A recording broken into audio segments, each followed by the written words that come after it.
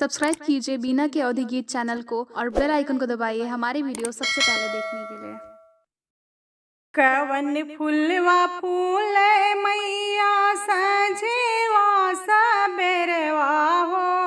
कवन फुलवा ना कवन फुलवा फूले मैया सजेवा सबेरवा हो। कवन फुलवा ना फूल ठीक दोपहरिया हो। कवन फुलवाना फूल ठीक दोपहरिया हो। कवन फुलवाना बेला चमेली फूल सजेवा सबेरवा हो। कि अढ़उल फुलवाना बेला चमेली फूल सजेवा सबेरवा हो। कि अढ़उल फुलवाना फूल ठीक दोपहरिया हो। कि अढ़उल फुलवाना फूल ठीक दोपहरिया हो। कि अढ़उल फुलवाना कवन मैया डोलवा लागे सजेवा सबेरवा हो। कि कवन मैया ना कवन मैया डोलवा लागे सजेवा सबेरवा हो। कि कवन मैया ना लागे ठीक दोपहरिया हो। कि कवन मैया ना लागे ठीक दोपहरिया हो। कि कवन मैया ना काली मैया डोलवा लागे सजेवा सबेरवा हो। कि दुर्गा मैया ना काली मैया डोलवा लागे सजेवा सबेरवा हो। कि दुर्गा मैया ना लागे ठीक दोपहरिया हो। कि दुर्गा मैया ना लागे ठीक दोपहरिया हो। कि दुर्गा मैया ना कवन मैया डोलिया लागे लाल पीला ओहरवा हो।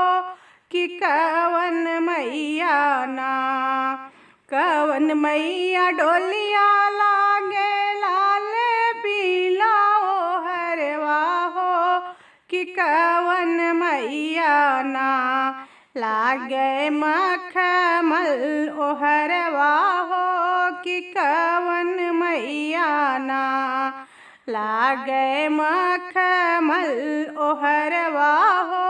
कि कवन मैया ना शीतल मैया डोलवा लागे लाल पीला ओहरवा हो।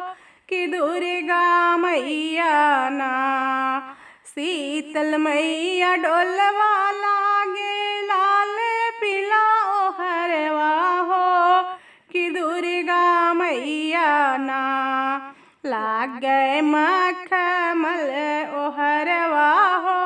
कि दुर्गा मैया ना लागे मखमल ओहरवा हो। कि दुर्गा मैया ना कवन मैया खाई लागी हो मिया अगियरिया हो। कि कवन मैया ना कवन मैया खाई लागी हो मिया अगियरिया हो। कि कवन मैया ना खाई हलुआ अपुड़िया हो। कि कवन मैया ना खाई हलुआ अपुड़िया हो। कि कवन मैया ना शीतल मैया खाई लागी हो मिया अगियरिया हो।